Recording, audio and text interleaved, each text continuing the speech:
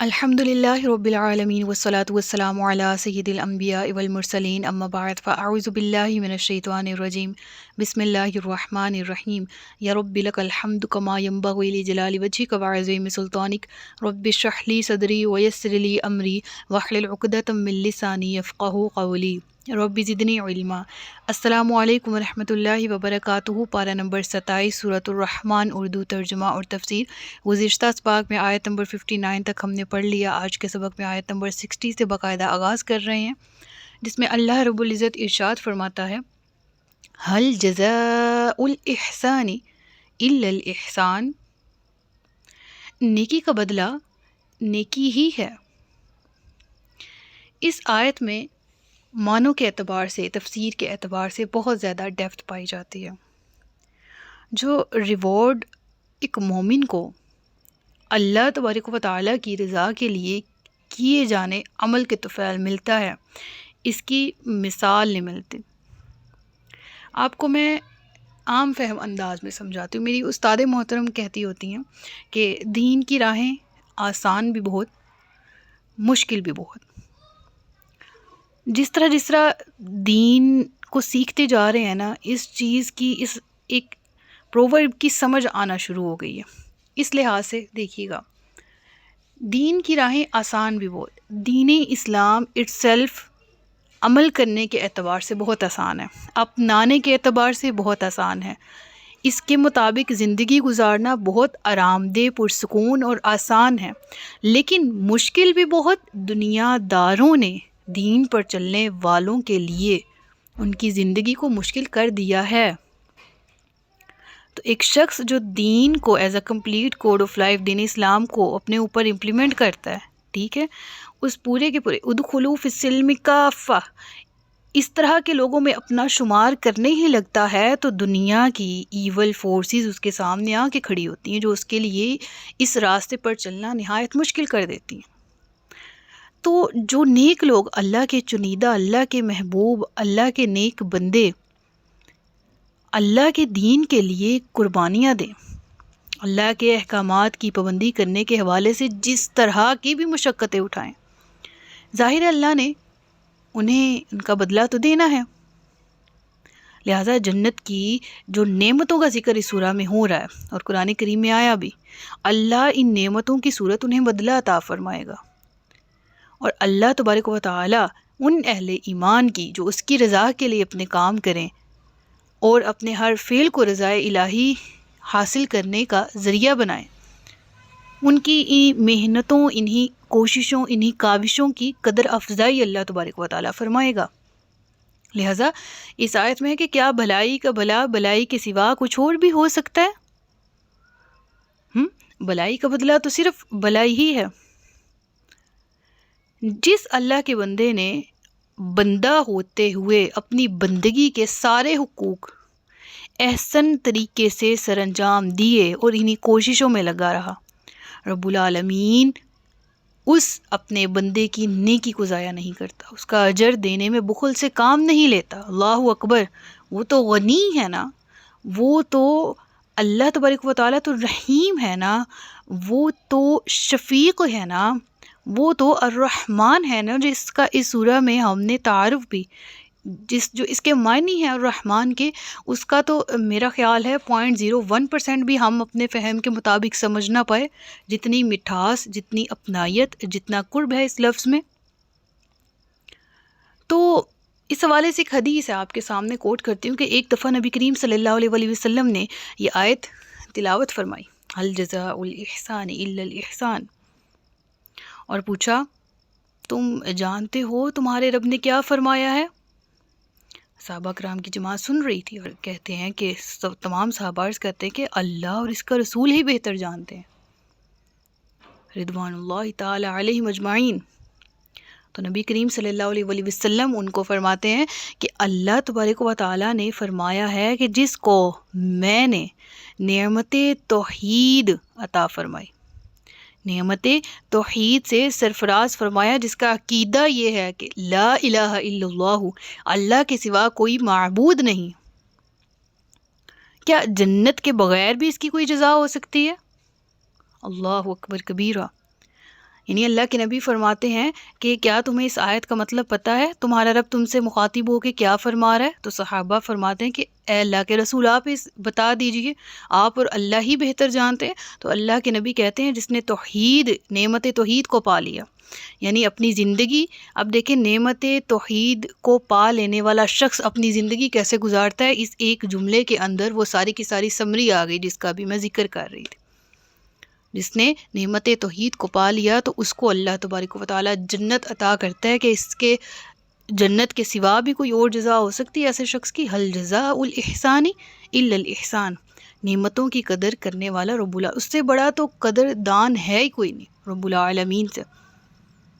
ہم تو دنیاوی کاوشوں، دنیاوی کوششوں میں ادھر ادھر دیکھتے ہیں نا کہ دنیا سے صلہ نہیں ملا، دنیا دار ایسے، دنیا دار ویسے، دنیا یہ۔ اللہ رب العالمین سے بھی کبھی لو لگا کہ انسان نامراد لوٹا ہے، کبھی نا امید ہوا ہے، کبھی بے ثمر رہا ہے؟ بالکل بھی نہیں۔ اور میں اس آیت کو آخری الفاظ میں اس طرح سے سمیٹنا چاہوں گی کہ نہ صرف آخرت میں جنت بلکہ نیکی وہ ایسی پیاری چیز ہے کہ جو پلٹ کے ضرور آتی ہے۔ یعنی اللہ تبارک و تعالی دنیاوی اعتبار سے بھی اگر ہم دیکھیں نا تو بندے کا اجر ضائع نہیں کرتا۔ وہ کوئی کام کرتا ہے اللہ کی رضا کے لیے، اگر وہ اللہ کی مخلوق کی کوئی مشکل آسان کر دیتا ہے، جو اس کے اختیارات میں ہوتا ہے اللہ کی طرف سے، وہ ان کو استعمال کرتے ہوئے اللہ کی مخلوق کے کسی کام آتا ہے تو اس بندے کے اپنے کام سنوار دیے جاتے ہیں۔ وہ کسی کے ساتھ نیکی کرتا ہے تو اس کے ساتھ بھی بھلائی والا معاملہ کیا جاتا ہے، کر بھلا ہو بھلا۔ اور یہ آیت ذکر کرنے کے بعد رب العالمین پھر فرماتا ہے فَبِأَيِّ آلَاءِ رَبِّكُمَا تُكَذِّبَانِ، تو تم دونوں اپنے رب کی کون کون سی نعمتوں کو جھٹلاؤ گے؟ پھر ذکر ہوتا ہے وَمِن دُونِهِمَا جَنَّتَانِ، پھر ان کے علاوہ وَمِن دُونِ، اور ان کے علاوہ ہما، ان دونوں کے، جنتان، دو جنتیں اور ہیں۔ دیکھیں ہما، ہما کا حالت جر ہے، ٹھیک ہے، ہما مؤنث کی اس میں اشارہ کے لیے ضمیر استعمال ہوئے، دو کے لیے ہما بولا جاتا ہے، ٹھیک ہے، اور مذکر اور مؤنث دونوں کے لیے سیم ہے، ٹھیک ہے۔ اب دونی من کی وجہ سے یہ کیا ہوا، حالت جر میں چلا گیا، ٹھیک ہے، کیونکہ من حروف جارہ میں سے ہے تو ہما سے ہما ہو گیا، ٹھیک ہے۔ اور جنتان، جنتن ایک جنت، جنتانی یا جنتینی، یہ دونوں کس کے صیغے ہوتے ہیں؟ تثنیہ کے۔ تو یہاں پر جنتانی ذکر ہوا، دو جنتیں، یعنی ان جنتوں کے سوا، یعنی جو آلریڈی مینشنڈ ہیں، دو جنتیں مزید ہیں۔ علماء کہتے ہیں کہ یہاں پر بھی دو جنتوں کا ہی ذکر ہے، ٹھیک ہے۔ پچھلی آیت کے ساتھ ریلیٹ کر کے اگر اس آیت کو دیکھیں تو وہاں پر بھی ایک علماء کی رائے یہ تھی کہ ایک جنت انسانوں کے لیے اور ایک جنات، دونوں کے لیے الگ الگ ذکر کیا گیا، ٹھیک ہے۔ اور اس آیت میں بھی دونوں کے لیے الگ الگ ذکر کیا گیا کیونکہ مخاطبین دونوں گروہ ہیں، ٹھیک ہے۔ یعنی مراد یہ ہے کہ پہلے ایک جنتوں کا ذکر ہوا دو اور اب دو، تو یہ دو پیئرز آپس میں بن گئے، اور ان میں درجہ بندی کا ڈفرینس ہے، درجہ اعلیٰ کا، درجہ اولیٰ کا اور درجہ سفلیٰ کا، یعنی درجہ بندی کی گئی افضل، اور یعنی جس کا جتنا مرتبہ، جتنا رینک ہائی ہوگا اس کو اس کے عمل کے مطابق وہ جنت میں ریزیڈنس دی جائے گی، ٹھیک ہے۔ پھر اگلی آیت نمبر 64 کو دیکھیے گا، مدہامتان، مدہام کسے بولا جاتا ہے؟ سب سے پہلے تو یہ یہاں پر پھر تثنیہ کا صیغہ ہے، ٹھیک ہے، متان کے ساتھ تان ہی آ گیا، ٹھیک ہے، مدہام کے ساتھ، دیٹ مینس کہ یہاں پھر دو کا ذکر ہے، یعنی دو باغ بھی بڑے سرسبز و شاداب۔ اب یہاں پر جنتوں میں کس طرح سے مزید ان کی صفات بیان کی گئی ہیں ان کا ذکر ہے۔ مدہام بیسیکلی ایسے گرین کلر کو کہتے ہیں جو کہ انتہا کا گرین ہو، ٹھیک ہے، ایسا لیول کا گرین ہونا کہ جو سیاہی مائل ہو۔ مراد یہ کہ ہم سم ٹائمز ایسے ہوتا ہے نا کہ گرینری دور سے دیکھیں تو وہ ہمیں ڈارک شیڈ دیتی ہے، جس طرح سایہ ہو، جس طرح بلیکنیس ہو، لیکن اصل میں وہ ڈارک گرین ہوتا ہے، ٹھیک ہے۔ تو یہاں پر سبزے کو اس سے تشبیہ دی گئی ہے کہ ان باغوں میں کیا ہوگا کہ گرینری، سرسبز و شاداب جو ہے وہ ہر طرف سے وہ باغات ہوں گے۔ اور فَبِأَيِّ آلَاءِ رَبِّكُمَا تُكَذِّبَانِ، تم دونوں اپنے رب کی کون کون سی نعمتوں کو جھٹلاؤ گے؟ فِيهِمَا عَيْنَانِ نَضَّاخَتَانِ، عَيْنَانِ تثنیہ کا صیغہ، نَضَّاخَتَانِ، ٹھیک ہے، چلکتے ہوئے ان کی صفت آ گئی، کس کی آ گئی؟ عینانی، یعنی دو چشموں کی۔ یہاں ذکر ہے کہ ان باغوں میں چشمے ہوں گے جن سے پانی پھوٹ پھوٹ کر بہہ رہا ہوگا، الندخ کہتے ہیں پانی کا زور سے ابلنا، ٹھیک ہے. تو ندوخطان کے کیا معنی ہوں گے کہ پھوٹ پھوٹ کر پانی ان چشموں سے بہہ رہا ہوگا. اللہ اکبر کبیرہ، کیسا مزے کا منظر ہے نا. یعنی پڑھ کے ہی ایک امیجنیشن جہاں پر لے کر جا رہی ہے تو سکون آ رہا ہے. اللہ تبارک و تعالی اہل جنت میں ہمارا شمار فرمائے، آمین. اس کے بعد ذکر ہوتا ہے فیہما فاکہۃ ونخل ورمان. فیہما، فی کی وجہ سے ہما اگین حالت جر میں چلا گیا ان دونوں میں. کس میں؟ فاکہۃ یعنی جنتوں کی کیفیت کے بارے میں اب یہاں پر مزید ذکر ہو رہا ہے. میوے ہوں گے، نخل کھجور ہوں گی، ورمان اور انار بھی ہوں گے. یہاں پر ایک بہت اہم پوائنٹ جو آپ کے سامنے وہ میں ریز کرنا چاہتی ہوں، دیٹ از کہ جنتوں کا ذکر تو ہوا، اگر ہم خطہ عرب کو دیکھیں نا، اور ہم دیکھیں جب قرآن نازل ہو رہا تھا ان لمحات کو، تو قومیں دو طرح سے بٹی ہوئی تھی، عربی اور عجمی. جو عرب لوگ تھے وہ ریگستانوں میں رہتے تھے، اور ان کی خصوصیت جو اسپیشلٹی تھی، جیسے میں بارہا کہہ چکی ہوں کہ خاص قسم کے پھل تھے جن سے وہ ان کی ہاؤ نو بھی رکھتے تھے، اور ان کے نزدیک وہ فیملیئر بھی تھے، وہ یوز ٹو تھے ان کو یوز کرنے کے اعتبار سے، کھانے کے اعتبار سے، سیل کرنے کے اعتبار سے، تجارت کے اعتبار سے. ٹھیک ہے، سب سے ٹاپ آف دی لسٹ کھجوریں ہوتی تھیں، ٹھیک ہے، انار، اس طرح کے بغال. اور باقی جو عجمی دنیا ہے اس میں گویا کہ درخت، باغات، ہریالی، ٹھیک ہے، اور یہ ساری سرسبز و شاداب جو زمین ہے وہ خطہ عرب سے الگ تھی. ٹھیک ہے، تو ان جنتوں کی کیفیت کے بارے میں ہمیں یہ بات واضح ہوتی ہے کہ اللہ تبارک و تعالی نے قرآن کریم میں جو منظر کشی کی ہے، دیکھیں یہ بہت اعتبار سے ہمارے سامنے یہ بات لے کر آتی ہے کہ قرآن کا نزول ہو رہا تھا تو عربی بھی اس کو سمجھ پا رہے تھے، they can relate as well as جو لوگ کہلاتے تھے عجمی وہ بھی ریلیٹ کر پا رہے تھے، کیونکہ وہ چیزیں جو کہ ذکر کی جا رہی تھیں دے can relate in a way کہ they use to saw these kind of things. ٹھیک ہے، اب دیکھا جائے عجمی علاقوں کے درختوں اور باغات کے جوبن کا کمال یہ ہوتا ہے کہ ان کے سبز پتوں کا رنگ گہرا ہوتے ہوتے سیاہی مائل ہو جاتا ہے، جس کا ذکر ابھی میں نے کیا تھا.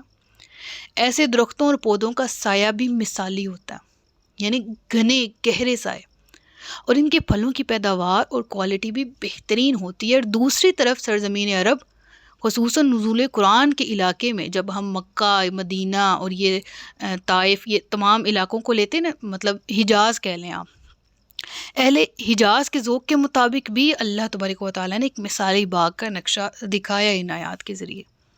یعنی کہ پہاڑی اور ڈھلوان سے ابلتا ہوا چشمہ، چشمے کے نشیب میں کھجور اور انار کے درختوں کا جھنڈ، اور ان درختوں کے جھرمٹ میں انگور کی لہلہاتی بیلیں. فَبِأَيِّ آلَاءِ رَبِّكُمَا تُكَذِّبَانِ، تو تم دونوں اپنے رب کی کون کون سی نعمتوں کا انکار کرو گے. فِيهِنَّ خَيْرَاتٌ حِسَانٌ، ان میں ہوں گے نہایت نیک سیرت اور خوبصورت عورتیں.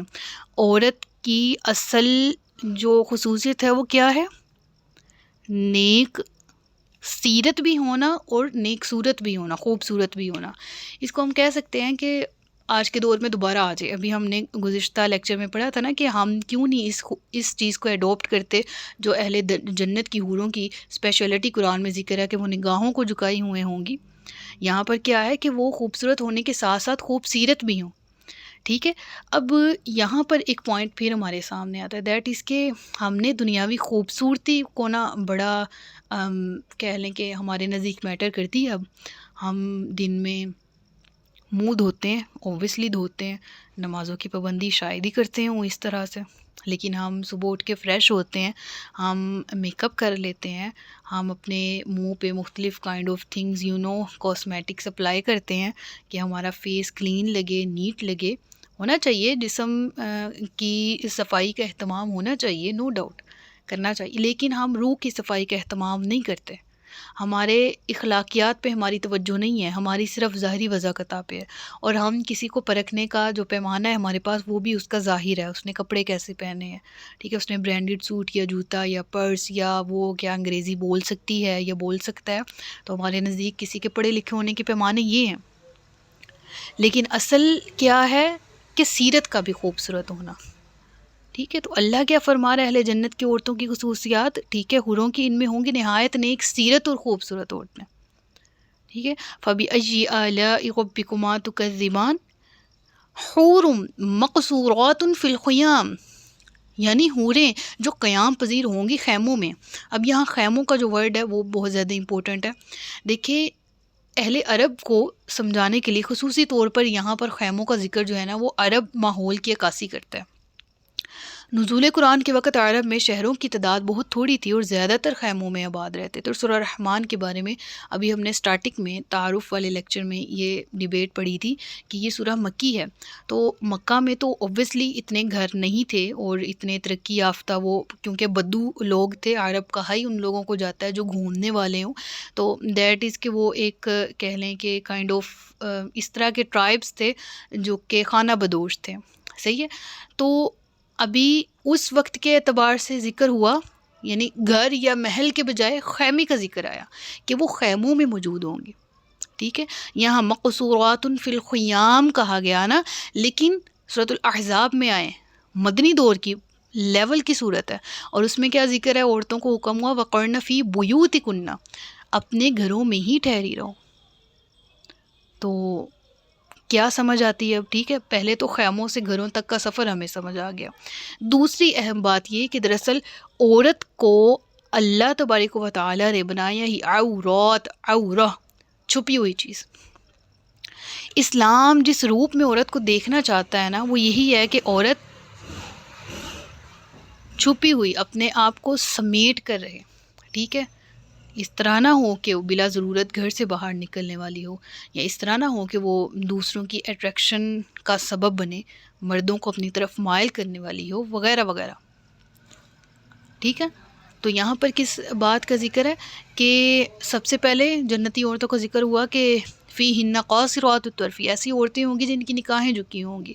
پھر ذکر ہوتا ہے کہ وہ عورتیں ہیں جو کہ صورت کے اعتبار سے نہ صرف صورت کے اعتبار سے بلکہ سیرت کے اعتبار سے بھی بہترین ہوں گے. اور پھر ذکر ہوتا ہے حور مقصورات فی الخیام، وہ خیموں میں موجود ہوں گے. اور پھر وقرن فی بیوتکن والے حکم سے اس کو ریلیٹ کریں تو سمجھ آتا ہے کہ عورت کا اصل مقام گھر کی چار دیواری ہے جس میں وہ سیف ہے. اسلام عورت کو باؤنڈ نہیں کرتا. اسلام کہتا ہے کہ آپ ضرورت کے مطابق جا سکتے ہو. اہل عرب لوگ بھی جاتے تھے، ازواج مطہرات غزوات میں شرکت کرتی تھیں، ایسا نہیں ہے. لیکن لا تبرجن تبرج الجاہلیت الاولی. اور آج انفارچونیٹلی 90% آف مسلم وومنز اسی جس چیز سے منع کیا گیا تھا اس طرف زیادہ مائل ہیں، اور اصل چیز جو حکم ہے اور جو اسلام امن اور ایک تحفظ فراہم کرتا ہے عورت کو، اس کو اپنے لیے شاید وہ قید خانہ سمجھتی ہیں اور اس طرح کی مینٹیلٹی رکھتی ہیں. لیکن اصل یہی ہے کہ عورت گھر میں ہی سیف ہے اور اس کا اصل مقام اس کا اپنا پیارا گھر ہی ہے. انشاءاللہ اس سے متعلق جو تفصیلات ہیں وہ آگے بھی آ رہی ہیں، تو ہم پڑھیں گے. سورۃ الواقعہ میں بھی قیامت کی منظر کشی کی گئی ہے اور اہل جنت کے ریوارڈز کا ذکر ہے، تو اس میں بھی یہ ذکر آئے گا. پھر ذکر ہوتا ہے فَبِأَيِّ آلَاءِ رَبِّكُمَا تُكَذِّبَانِ لم یطمثہن، ہن، ٹھیک ہے، ہن اب کس کے لیے یوز ہو رہا ہے؟ ان کے لیے، ان عورتوں کے لیے.